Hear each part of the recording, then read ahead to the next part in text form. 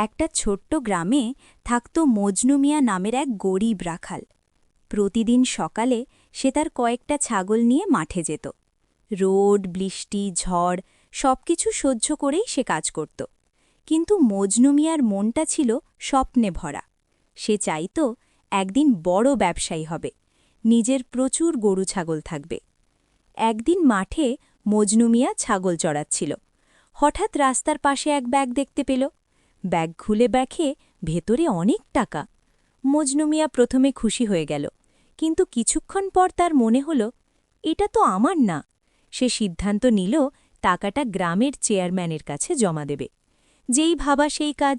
মজনু মিয়া তৎক্ষণে গ্রামের চেয়ারম্যানের বাড়ির দিকে রওনা দিল। চেয়ারম্যান সাহেব, আমি রাস্তার পাশে এই ব্যাগটি কুড়িয়ে পেয়েছি। তুই এত সৎ! আজকাল এরকম মানুষ পাওয়া যায় না। ব্যাগটি জমা দিয়ে মজনু মিয়া বাড়ির দিক রওনা দিল। কয়েকদিন পর খবর এলো ব্যাগটা এক বড় ব্যবসায়ীর ছিল। ব্যবসায়ী মজনু মিয়াকে পুরস্কার দিল অনেক টাকা দিয়ে। মজনু মিয়া সেই টাকায় গরু কিনল। ধীরে ধীরে সে গ্রামের সবচেয়ে বড় গরুর খামারি হয়ে গেল। মজনু মিয়া প্রমাণ করল, সততা থাকলে ভাগ্য একদিন বদলে যায়।